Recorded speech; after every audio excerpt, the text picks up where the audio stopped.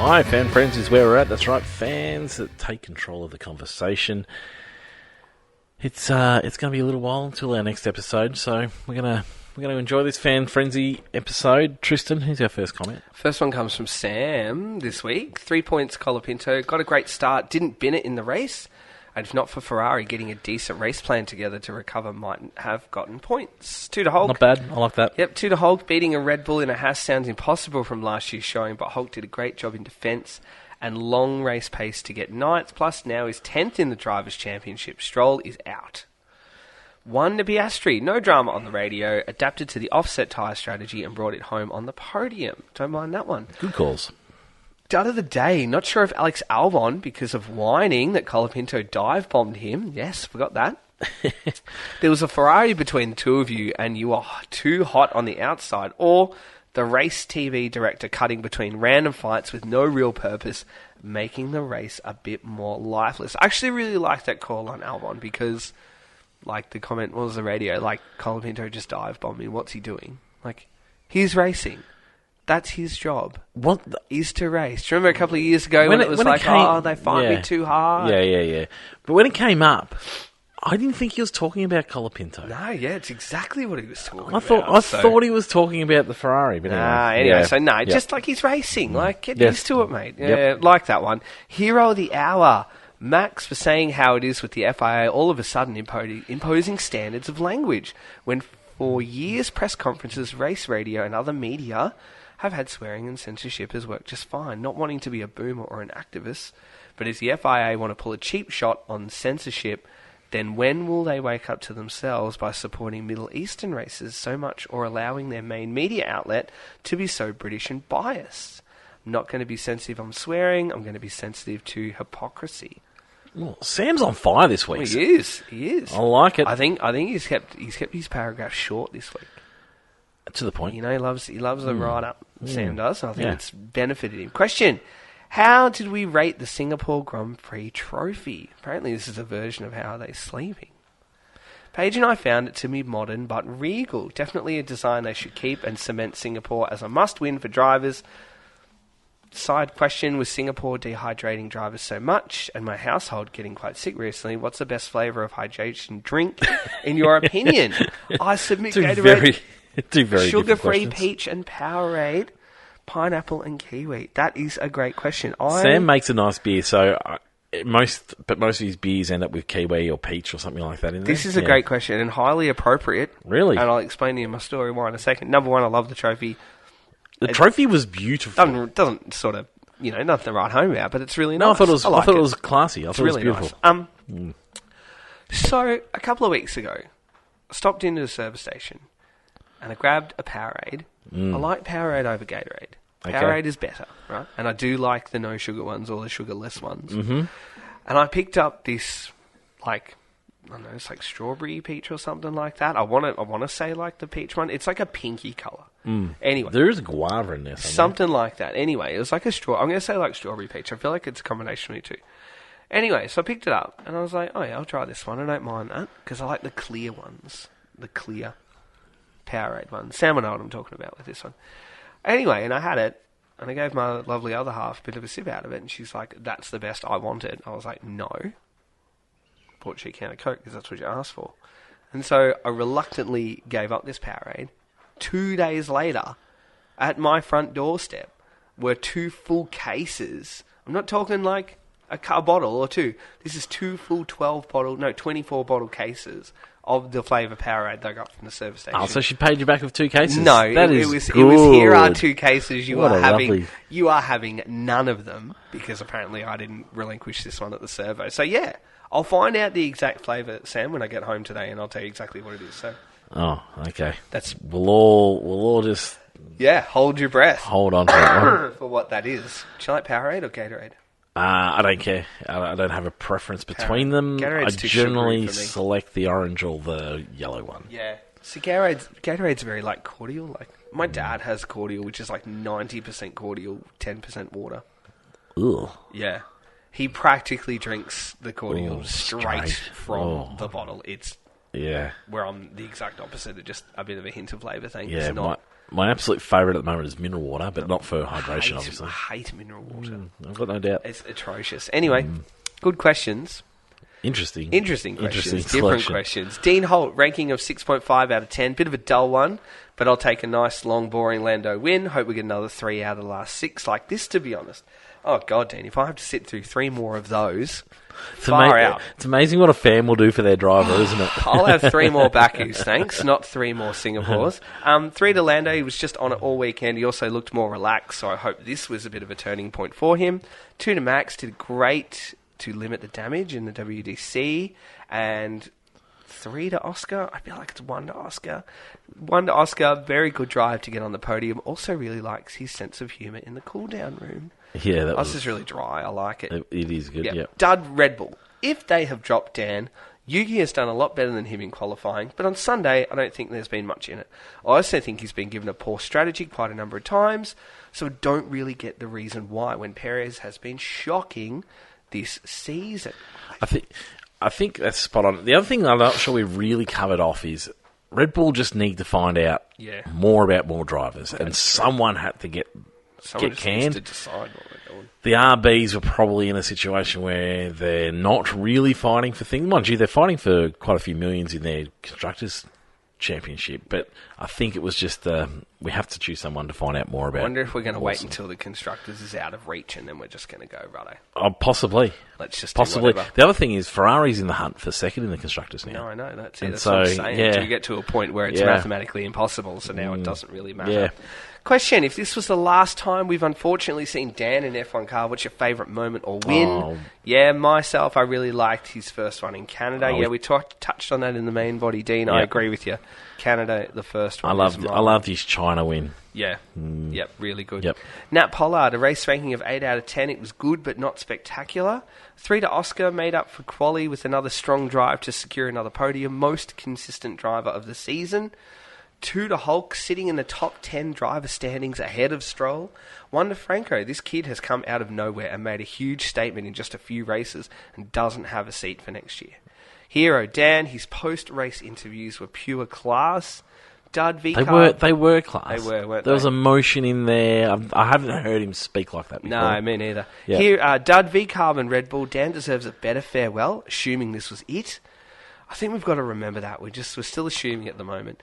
The media crap and the lack of respect, not good enough for a veteran driver who has won races and contributed to Constructor Championships. What do we do as a pod if Dan isn't sacked? We've had this big, almost farewell episode we to have him. like a rebirth episode. Yeah, I like it. Cool. Yeah, All question. right. Of all the F2 graduates who have not managed to secure a drive in F1, who would you have liked to have seen given an opportunity? I think I mentioned this last week too, didn't we? We were talking about this. We talked about the fact that Colapinto came from the clouds when there were all these names that we've heard about for so long. Schwartzman, for the one for me, Nat, is the driver that did incredibly well and then was just, wrong place, wrong time to be snapped up, and will probably see his days out in Ferrari as a reserve driver and just sort of wander off into the distance, to be quite honest, which is a little bit of a little bit.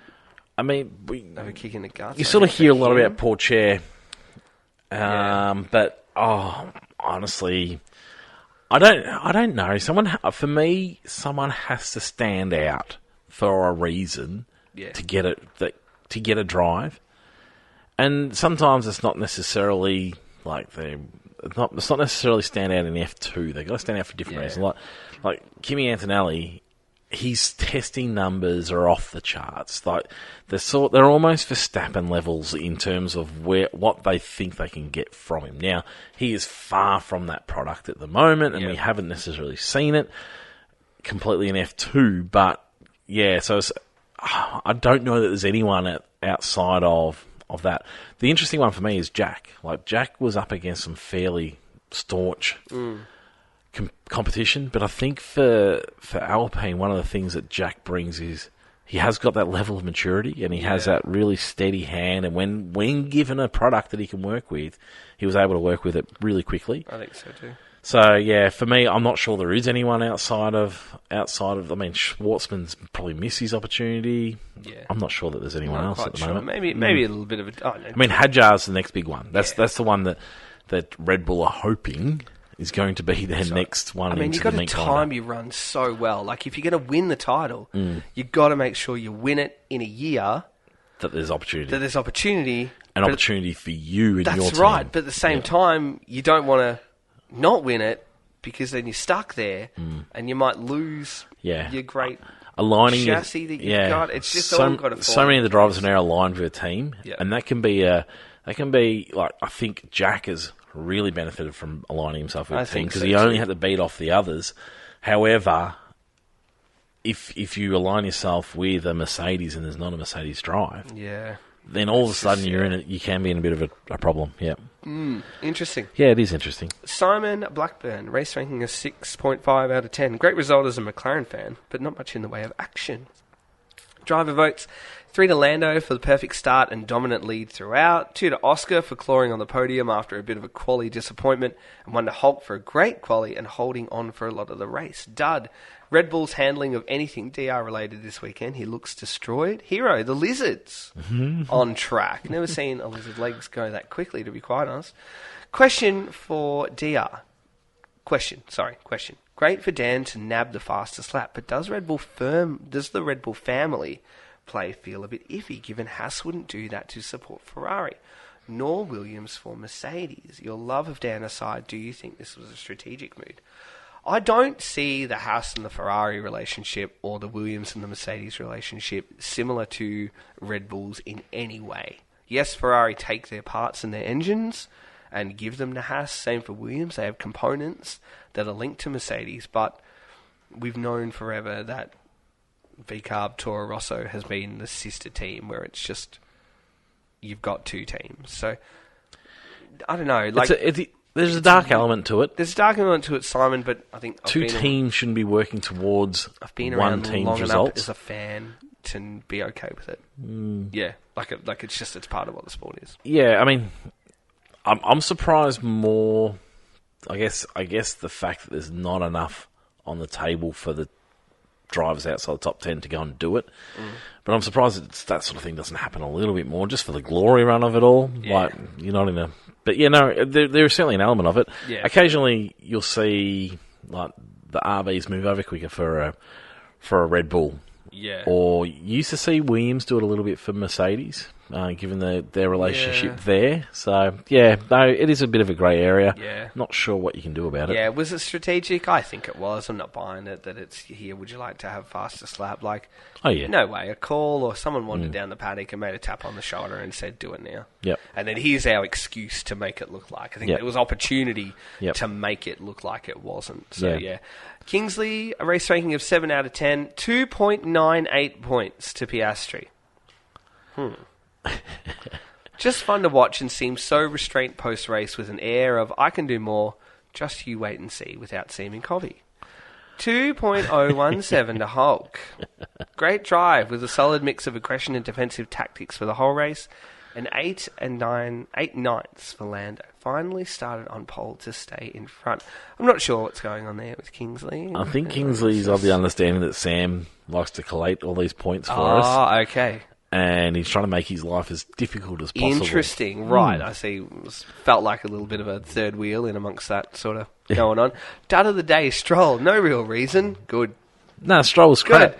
Good. Stroll's crap. Just because I'm fed up with watching Dad's racer drive around, go around each week. F2 and F3 have so much talent waiting to come through, and that seat with team changes would be a primo spot to get into. I wondered if Max's comments right at the start of the weekend, he knew a little bit about the rumblings that were happening with Dan, and because Stroll was in the press conference with him, it was awkward. Just a little bit of a jab going, there are people that don't deserve to be here either. Yep. I did see a couple of videos, though, of Stroll across the weekend. And he didn't look well. Like, looked really unwell. So, don't know. Sometimes you find out these things afterwards. Yeah, I don't know. I saw. He's had a very ordinary few weeks. I saw some photos and I saw a couple of side media interviews, and I thought, oh god, you don't look right. So he usually does all right on the street tracks too. Yeah, I don't know. I wonder if something's going on. He didn't look. You could visibly see and go, oh, Jesus, here, right? Hero of the hour. Our man Dan for the last minute fastest lap that stole the championship point from Lando. Jordan Pancras. Race ranking, a reasonable 7.5. 3 to Lando, mostly just for actually leading lap 1. 2 to Max, completely turned that car around from where it was at the beginning of the weekend, and he's loved his FIA press conference shenanigans, and 1 to Hulk, blocked Perez for basically the whole race. I love the fact that when asked, would Max answer more questions outside of the conference, he said, yeah, absolutely. And then went on to give really extensive answers. Yeah, absolutely. Done of the day, Science pulled a stroll in a quali and looked off the pace during the race, completely opposite to last year. Hero of the hour. We haven't mentioned these, actually, which is bonus. Hero of the hour, McLaren for the awesome livery. Yeah, and Lando's strategy. I love that they didn't try and run slow and bunch the pack up, but had full confidence in their pace and just let Lando run away from everybody. Question: which of the special liveries from the last few years would you make the best full-time livery? How'd you feel about the liveries on the weekend? Because I thought the V-Carb one was unreal. V-Carb was cool for a special livery. The McLaren was brilliant. The McLaren was... But I feel that they missed the mark. Like, we're nodding to the MP44. But not really going there. But we're not really. I'm with you. Like, if you're going to go, like, just do it. Just make it red. The McLaren of Monaco, 4 years ago now? Yep. That was what's the brand? Oh, the chrome. We did no. Did we do the chrome? No, the McLaren with the baby blue and. Oh yeah, the Golf livery. Sorry, Golf. Yeah, so the Golf livery went right down that path. Yep. Just do it all. Went and nailed it. Yeah, yep. And I'm with you. The McLaren, looked, it didn't look that good either. No. But the McLaren of this weekend, you could see what they were sort of doing, but they only sort of did it. If I was someone who didn't know the history of that story behind McLaren in the livery, I wouldn't look at that car and be like, oh my God, it looks like the MP4. But someone that does know the history of that car, you also didn't look at that car and go, oh, look at that, they've nailed it. There it is. So they didn't nail it. No, it's either... Good idea. Like, you're all in, or you're not. And I felt like we just went 50% 100%. in. And for me, the Golf was spot on. The V-Carb was spot on. If you're going to do a sponsorship like that, so nailed cool. it. It was beautiful. I don't know if you ever know of, but there was a livery many, many, many years ago, and I allude to like the zippers down the side of the pod, where I think it was the Williams, I want to say, had 2 title sponsors, so they designed it where the left side of the car was the blue, I think it was the 555, and the other was the red, which is the... I forget the name of it, and then they zipped down the middle, but then that was banned. You're not allowed to have that. So, they went one of each. Thoughts on Red Bull not willing to go with a special livery because it just makes sense. Because of paint issues? I think it makes sense, and I think the special liveries are crap anyway. 100%. They don't nail them at all. I think this little sort of like Red Bull novelty exercise of getting a fan to log on an app and just throw preloaded patterns on. Red Bull used to do cool the best. When Watsy was on this podcast, he would talk about it all the time, where Red Bull used to be able to do that better than anyone else in terms of cool, and they've just lost that ability to do cool the best. I don't think they need to be cool anymore. I don't think they're the cool team anymore. But why not? McLaren are the cool team. Why not give it a go? Bring it back. No, I like it. I feel like the exercise itself is dead, because you see like the 5 that get loaded. Yep. Everyone loves one, and then the team choose one other random one, then the designer is very secretive. Is there a special livery that you would have held on to across the last few years that should be a permanent livery? Look, I really like the McLaren as a permanent livery currently. Like that one that we had on the weekend was great with white. I didn't mind the Mercedes Petronas one, but I've seen better.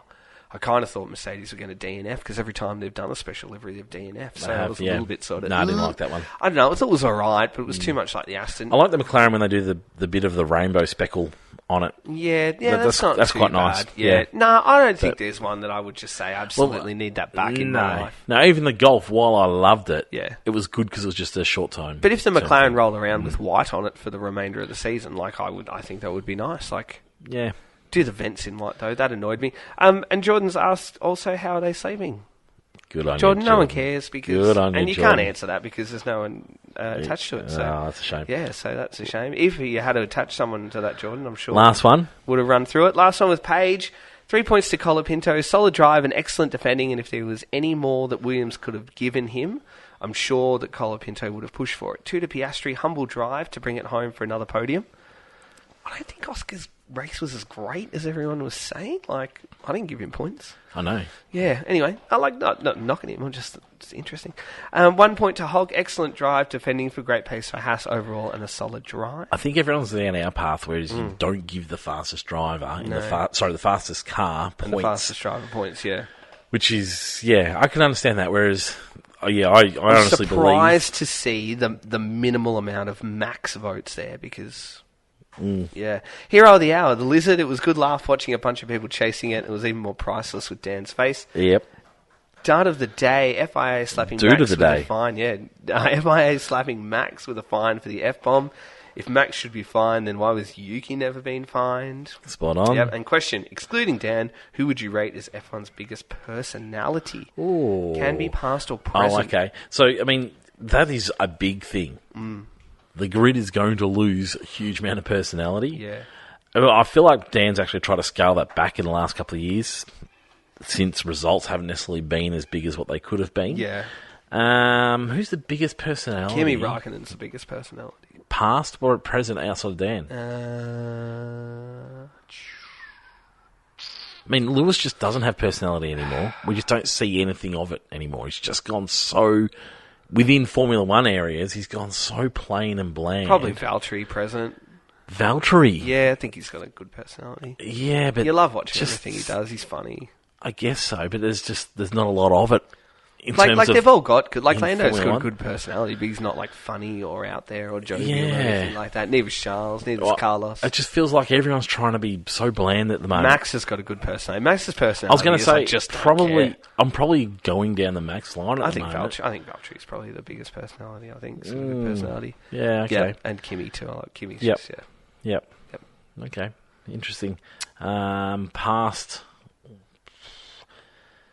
I like Jensen Button personality. I think he was good to have around the grid. Yep. No, not too out there though, was he? Yeah. It's going to be a big hole left. Very big. Excellent if, and there still is an if. Will be interesting. I look forward to having an extra episode next week with you because we've all got it wrong. Rebirth. And we have to go back to talking about Dan being a Red Bull driver. I can live with that. That works for me. Until then, we'll talk to you all later on. Goodbye now.